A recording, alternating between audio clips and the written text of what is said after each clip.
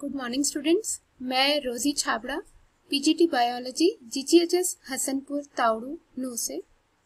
आज हम class 11th subject biology में चैप्टर 4 एनिमल किंगडम के बारे में पढ़ेंगे, जिसमें कि आज हम ये जानेंगे कि एनिमल किंगडम में किन कैरेक्टर्स के बेसिस पे ऑर्गेनिजम्स को क्लासिफाई किया जाता है। तो सबसे पहले हम जानते हैं कि एनिमल्स हैं उनके बेसिक कैरेक्टर्स क्या हैं। एनिमल्स जो है वो यूकैरियोटिक ऑर्गेनिजम्स है, मल्टी सेल्यूलर है और इसके साथ में इनमें हेटेरोट्रॉफिक न्यूट्रिशन पाया जाता है।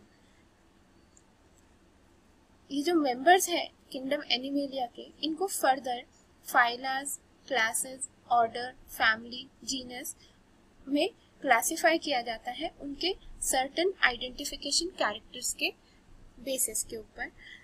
क्योंकि इतनी वाइड वैरायटी है एनिमल्स की अर्थ के ऊपर, तो इनमें से मिलियंस को तो डिस्क्राइब कर दिया गया है, बट अभी भी बहुत सारे एनिमल्स की स्पीशीज बची हैं जिनके बारे में साइंटिस्ट नहीं जानते हैं। और ये वैरायटी क्यों अराइज हुई? क्योंकि उनके स्ट्रक्चर्स और फंक्शंस डिफरेंट हैं, जो कि विकास के प्रक्रम में एवोल्यूशन प्रोसेस में डेवलप हुए। तो एनिमल किंगडम में क्लासिफिकेशन के जो बेसिस हैं वो है लेवल ऑफ ऑर्गेनाइजेशन। मींस कि जो ऑर्गेनिज्म है, एनिमल है, उसकी बॉडी सिर्फ सेल्स से बनी है या उसमें टिश्यूज भी प्रेजेंट है, टिश्यूज के आगे ऑर्गन्स या ऑर्गन सिस्टम्स है। देन सेकेंड इज सिमेट्री, कि अगर उसकी बॉडी को हम कट करते हैं तो क्या हमें इक्वल पार्ट्स मिलते हैं। जर्म लेयर्स क्या होती है? जब हमने क्लास 10th में लैंगिक जनन के बारे में पढ़ा था, राइट, सेक्सुअल रिप्रोडक्शन। तो सेक्सुअल रिप्रोडक्शन में क्या होता है?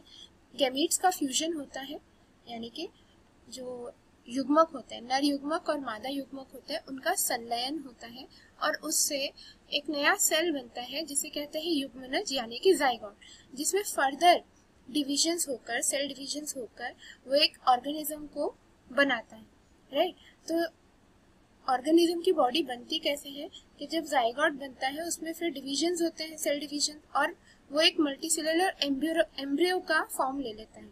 तो वो एम्ब्रियो के अंदर जो सेल्स है, एम्ब्रियो के अंदर जो सेल्स है वो अपने आप को लेयर्स में अरेंज कर लेते हैं। ये लेयर्स जो है फिर फर्दर ऑर्गन्स बनाती हैं, तो ये उन्हें हम कहते हैं जर्म लेयर्स या जर्मिनल लेयर्स। उनके बेसिस पे भी हम ऑर्गेनिज्म को क्लासिफाई करते हैं। देन बॉडी कैविटी का मतलब तो खाली जगह। बॉडी के अंदर जो खाली जगह है उसको भी उसके भी अलग अलग टाइप्स हैं जिनके बारे में हम अभी आगे पढ़ेंगे। सेगमेंटेशन मतलब कि बॉडी जो है वो सेगमेंट्स में या छोटे छोटे पार्ट्स में डिवाइडेड है या नहीं है। देन मोस्ट इम्पॉर्टेंट नोटोपॉड, तो इन कैरेक्टर्स के बेसिस पे किंगडम एनिमेलिया में ऑर्गेनिजम्स को फर्दर फाइलम्स में डिस्ट्रीब्यूट किया जाता है या ग्रुप किया जाता है। सो लेवल ऑफ ऑर्गेनाइजेशंस में सबसे पहले है सेल्यूलर लेवल ऑफ ऑर्गेनाइजेशन, जिसमें cells are arranged as loose cell aggregates.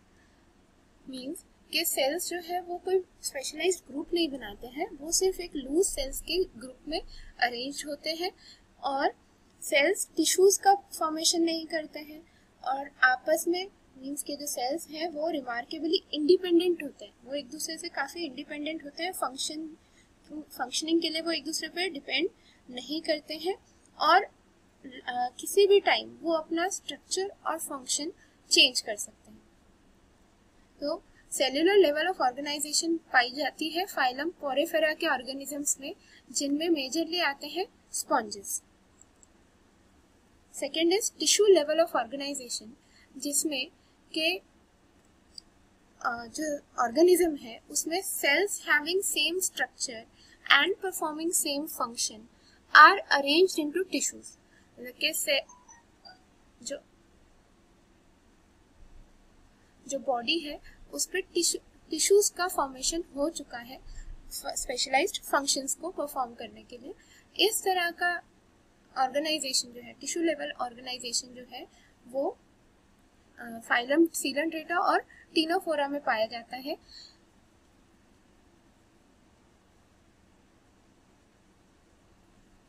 सो जो टिश्यू लेवल ऑफ ऑर्गेनाइजेशन है वो किन में पाई जाती है? वो पाई जाती है सीलेंट्रेटा और टीलोफोरा के ऑर्गेनिजम्स में। तो यहाँ पे क्या होता है कि जो सेल्स है जिनका स्ट्रक्चर सेम है और जो सेम फंक्शन परफॉर्म कर रहे हैं वो टिश्यूज का फॉर्मेशन कर रहे हैं। टिश्यूज यानी कि उत्तक। हमने क्लास 9th में पढ़ा था कि कोशिकाओं के विशिष्ट समूह जिनकी संरचना समान होती है तथा वो विशिष्ट कार्य को संपादित करते हैं उत्तक कहलाते हैं। उन्हीं उत्तकों को इंग्लिश में हम टिश्यूज बोलते हैं। Then next comes organ level of organization। तो जो नेक्स्ट स्टेप पे क्या होता है, जो टिश्यूज है वो ग्रुप बनाकर ऑर्गन्स का निर्माण कर देते हैं, ऑर्गन्स बना लेते हैं। तो ऑर्गन्स पाए जाते हैं फाइलम प्लेटीहेलमिन्थ्स के ऑर्गेनिजम्स में, जैसे कि टेपवर्म है, लिवर फ्लूक है। Then organ systems.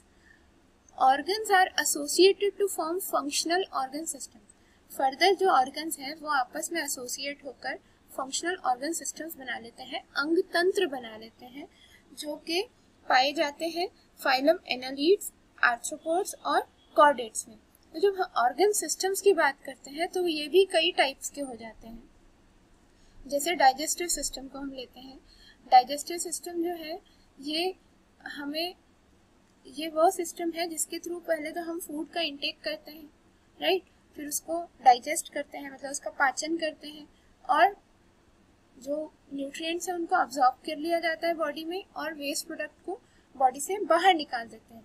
तो यहाँ पे दो ओपनिंग्स होनी चाहिए, एक तो जिससे हम फूड को ग्रहण करेंगे, खाना खाएंगे, दूसरा जिससे वेस्ट मैटर बॉडी से बाहर निकाला जाएगा।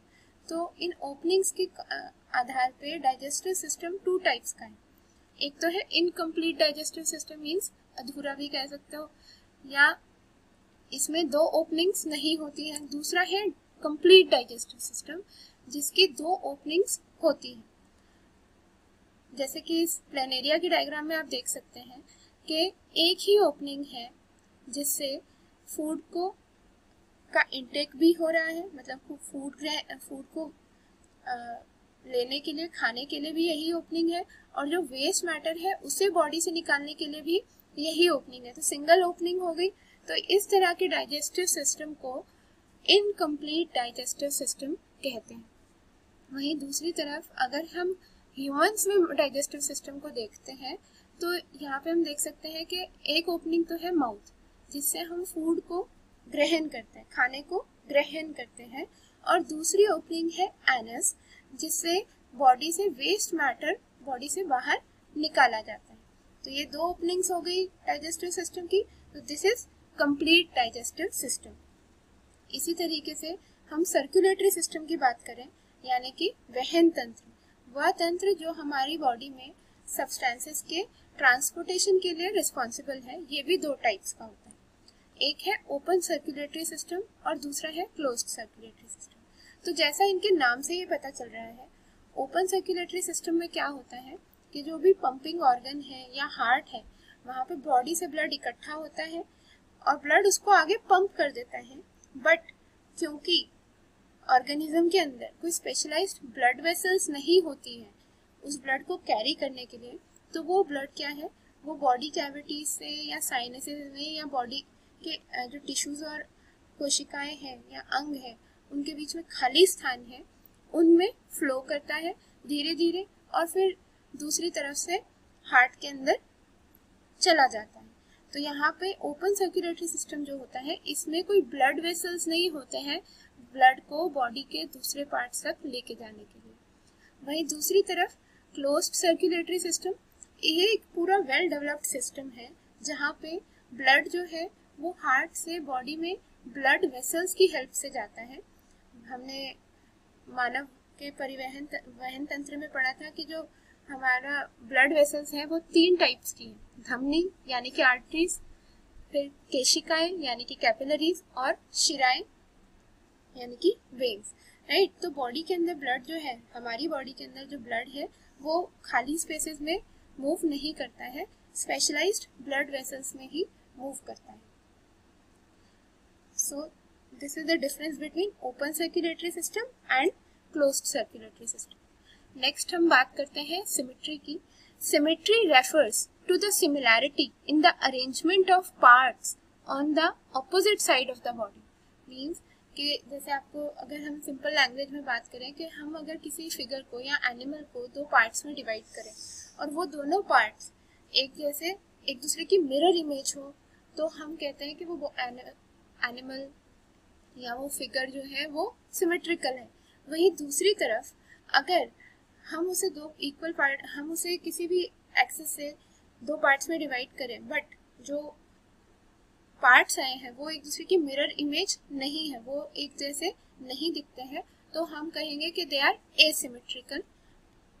सिमेट्री के बेसिस पे ऑर्गेनिज्म फर्दर डिवाइड किए जाते हैं। जैसे कुछ ऑर्गेनिजम्स जो होते हैं वो एसिमेट्रिकल होते हैं, जैसे फाइलम पॉरीफेरा में ही कई ऑर्गेनिजम्स हैं जिनकी बॉडी एसिमेट्रिकल है। मीन्स आप उनको किसी भी प्लेन में डिवाइड करो तो वो इक्वल पार्ट्स नहीं मिलेंगे। बट ऐसा नहीं है कि फाइलम पॉरीफेरा के सारे ही ऑर्गेनिजम्स एसिमेट्रिकल है, कुछ में रेडियल सिमेट्री भी पाई जाती है।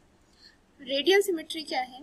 रेडियल सिमेट्री में ऑर्गेनिज्म जो है आप उसको किसी सेंट्रल एक्सिस से गुजरने वाले किसी भी प्लेन से आप उसको डिवाइड करो, जैसे आप यहाँ स्टारफिश में देख सकते हैं, आप उसे किसी भी प्लेन से अकॉर्डिंग आप उसे डिवाइड करो, आपको ऑर्गेनिज्म के इक्वल पार्ट्स मिलेंगे।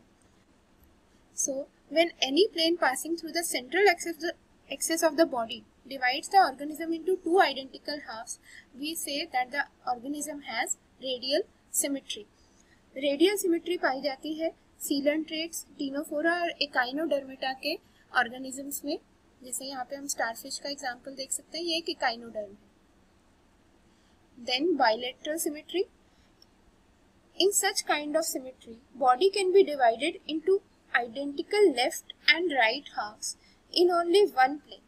मतलब कि एक ही प्लेन से, जैसे आप देख सकते हैं बटरफ्लाई को हम इस लॉन्गिट्यूडिनल प्लेन से ही दो इक्वल हाफ्स में लेफ्ट एंड राइट में डिवाइड कर सकते हैं। अगर हम ये ट्रांसवर्स लाइन से इसे डिवाइड करेंगे तो हमें इक्वल पार्ट्स नहीं मिलेंगे। सो बाइलेटरल सिमेट्री में क्या होता है, बॉडी सिर्फ लेफ्ट और राइट पार्ट्स में ही, आइडेंटिकल पार्ट्स में ही डिवाइड की जा सकती है। तो आप सोच के बता सकते हैं कि ह्यूमंस में किस तरह की सिमेट्री पाई जाती होगी, मतलब कि ह्यूमन बॉडी जो है वो किस तरह की सिमेट्री रखती है, whether it is asymmetrical, radial symmetry और bilateral symmetry. Then comes germ layers. Germ layer जैसे मैंने आपको पहले भी बताया था, a germ layer is a group of cells in an embryo that interact with each other as the embryo develops and contribute to the formation of all organs and tissues। मतलब कि जो एम्ब्रियो है वो group of sales है, उसमें sales अपने आप को लेयर्स में अरेंज कर लेते हैं जिन्हें कहते हैं जर्म लेयर्स। और ये जर्म लेयर्स जो है ये बॉडी के अंदर सारे ऑर्गन्स और टिश्यूज को डेवलप करने में हेल्प करती है। तो on the basis of number of germ layers present there are two types of organisms। Germ layers के नंबर पे, मतलब कि एक ऑर्गेनिज्म के एम्ब्रियो में कितनी जर्म लेयर्स प्रेजेंट हैं, उस बेसिस पे हम ऑर्गेनिजम्स को दो टाइप्स में बांटते हैं। पहला है डिप्लोब्लास्टिक ऑर्गेनिजम्स और दूसरा है ट्रिप्लोब्लास्टिक ऑर्गेनिजम्स। तो इनके नेम से ही आप बहुत आसानी से पहचान सकते हो। डी, ये जो प्रीफिक्स है डी, डी आई, इसका मतलब होता है टू, और ट्राई, टी आर आई, ट्राई, इसका मतलब होता है 3। तो जो डिप्लोब्लास्टिक ऑर्गेनिजम्स होते हैं उनके अंदर दो जर्म लेयर्स मिलती हैं। Animals in which the cells are arranged in 2 germ layers are called diploblastic organisms. तो ये जो दो जर्म लेयर्स हैं वो कौन सी होंगी? बाहर वाली एक्टोडर्म, देखिए जैसे यहाँ पे डायग्राम आप में देख सकते हैं कि जो बाहर की लेयर है इसे तो बोलते हैं हम एक्टोडर्म। एक्टो मीन्स आउटसाइड, बाहर की तरफ, एंड जो अंदर वाली लेयर है उसे बोलते हैं एंडोडर्म। इनसाइड जो अंदर की तरफ जो ये लेयर है इसे बोलते हैं एंडोडर्म। ये पाई जाती है फाइलम पॉरीफेरा और सीलेंट्रेटा के ऑर्गेनिजम्स में। इसी तरीके से ट्रिप्लोब्लास्टिक ऑर्गेनिजम्स, जैसे इनका नाम सजेस्ट करता है, कि इन ऑर्गेनिजम्स में 3 जर्म लेयर्स मिलती हैं। कितनी? 3. Animals in which developing embryo has 3 germinal layers, namely endoderm, mesoderm and ectoderm. जो सबसे अंदर की लेयर है उसे कहते हैं एंडोडर्म, मिडल लेयर को कहते हैं mesoderm and outer most layer, सबसे बाहर की जो लेयर है उसे कहते हैं एक्टोडर्म। तो जो ऑर्गेनिजम्स है फाइलम प्लेटीहेल्मिन्थस से सभी कॉर्डेट्स जो है वो ट्रिप्लोब्लास्टिक ऑर्गेनिजम्स होते हैं। बॉडी कैविटी, जिन ऑर्गेनिजम्स में उनकी बॉडी कैविटी मेसोडर्म से लाइंड होती है उसे हम ट्रू सीलोम कहते हैं। Body cavity lined by mesoderm is called true coelom. Coelomates मतलब कि तो जिन ऑर्गेनिजम्स में सीलोम प्रेजेंट होती है उन्हें सीलोमेट्स कहते हैं। एनिमल्स पोजेसिंग सीलोम मतलब उनकी body cavity is lined by mesoderm are called coelomates. Organisms of phylum Annelida, Mollusca, Arthropods, Echinodermata, Hemichordata and Chordata are coelomates. जैसे आप डायग्राम में देख सकते हैं कि बाहर की तरफ है एक्टोडर्म, मिडिल में है ये एंडोडर्म और एंडोडर्म से ही लाइंड है ये बॉडी कैविटी यानी कि सीलोम।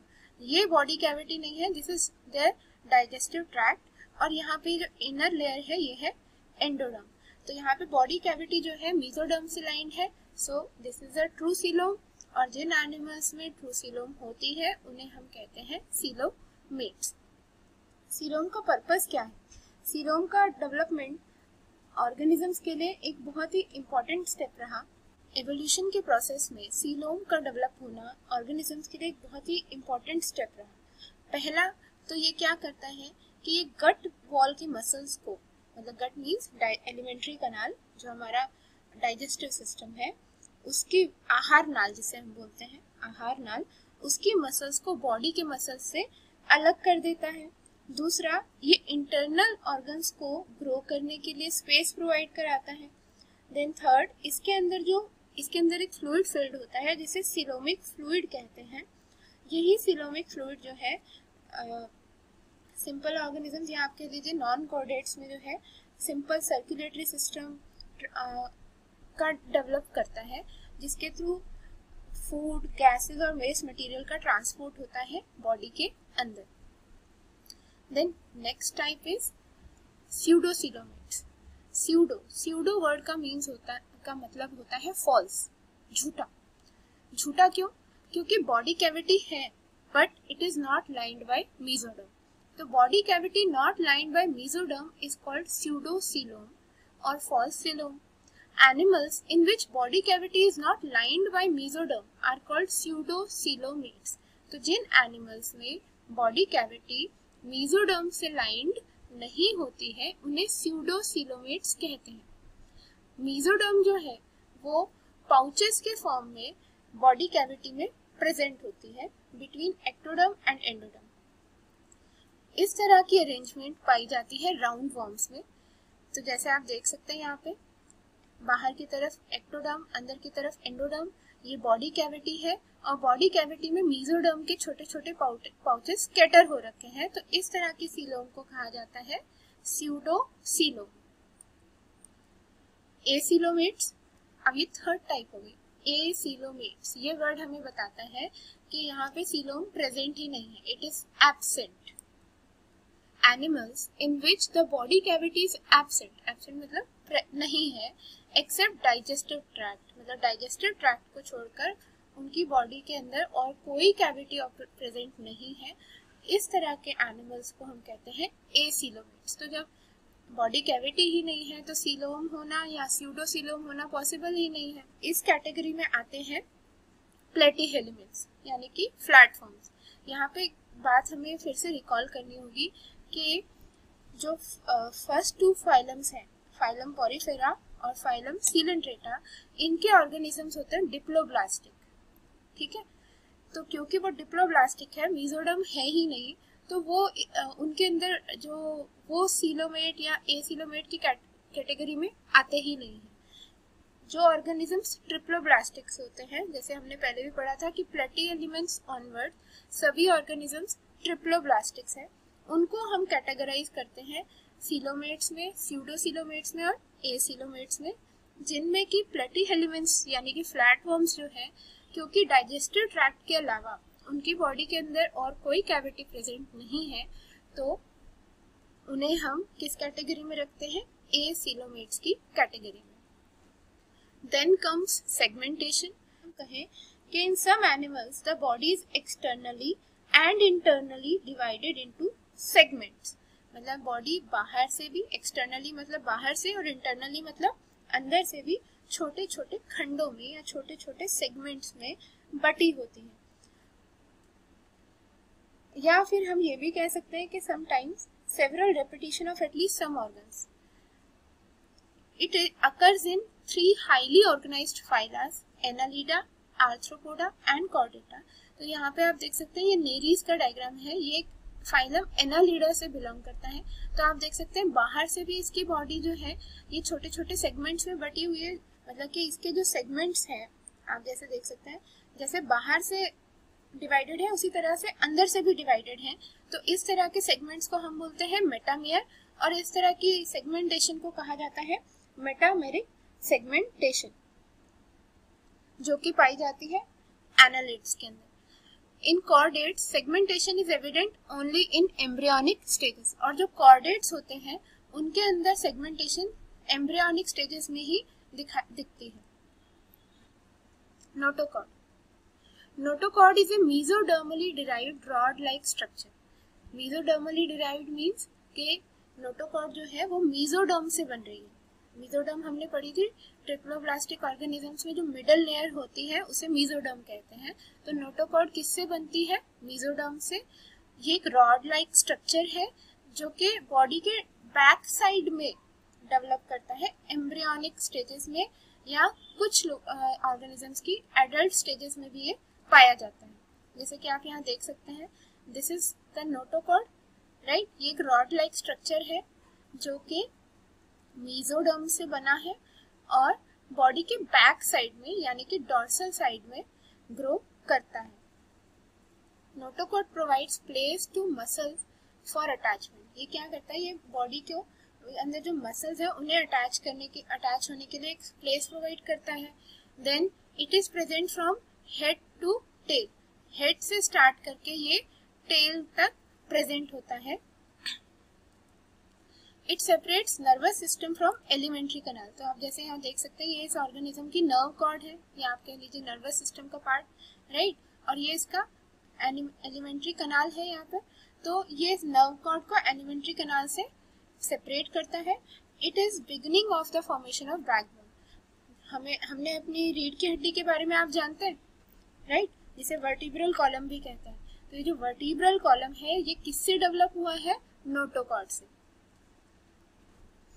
नोटोकॉर्ड की प्रेजेंस और एब्सेंस के बेसिस पे भी हम ऑर्गेनिजम्स को दो ग्रुप्स में बांटते हैं। एक तो है नॉन कॉर्डेट्स और दूसरे है chordates. Non-chordates animals which do not possess notochord, the rod-like elastic structure that supports the body. Notochord क्या है? rod-like elastic structure है जो बॉडी को सपोर्ट करता है, जो कि मेसोडर्म से डिराइव होता है और बॉडी के डॉर्सल साइड पे डेवलप करता है। तो जिन ऑर्गेनिजम्स में नोटोकॉर्ड प्रेजेंट नहीं होती है उन्हें कहते हैं non chordates. So second group जो है उनमें क्या होता है? उन एनिमल्स में नोटोकॉर्ड प्रेजेंट होती है, और जरूरी नहीं है कि थ्रू आउट लाइफ प्रेजेंट होगी, वो लाइफ के किसी भी स्टेज में प्रेजेंट हो सकती है, एम्ब्रियो में भी, लार्वा में भी, या एडल्ट फॉर्म में भी। तो animals which possess notochord in any stage of life are called chordates. जो chordates होते हैं they possess hollow nerve cord and pharyngeal gill slits also. मतलब हमने क्लास 9 में पढ़ा था कि जो कॉर्डेट्स होते हैं, केशुरकी होते हैं, उनके 3 चीफ कैरेक्टर्स होते हैं, मेन कैरेक्टर्स होते हैं। पहला है नोटोकॉर्ड की उपस्थिति, दूसरा है नर्व कॉर्ड की उपस्थिति। नर्व कॉर्ड जो है ये आगे चल के नर्वस सिस्टम बनाती है, और तीसरा है फेरेंजियल गिल स्लिट्स। इस तरीके से हमने देखा कि कैसे level of organisation, symmetry, segmentation, body cavity, notochord, इन सब कैरेक्टर्स के बेसिस पे किंगडम एनिमेलिया में ऑर्गेनिजम्स को फर्दर फाइलम्स में डिवाइड किया गया है। सो किंगडम एनिमेलिया में जो मेजर फाइलम्स हैं वो है पोरिफेरा, जो कि है सेल्यूलर लेवल ऑफ ऑर्गेनाइजेशन इनमें पाया जाता है। डिप्लोब्लास्टिक ऑर्गेनिजम्स है, सेडेंट्री है। Then phylum Coelenterata and Ctenophora.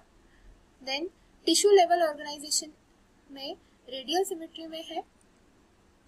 Tissue organ and organ system के ऑर्गेनाइजेशन पर रेडियल सिमेट्री से हमें फिर दो फाइलम्स मिलती है, phylum Coelenterata and phylum Ctenophora, जो कि अगेन डिप्लोब्लास्टिक ऑर्गेनिजम्स भी होते हैं।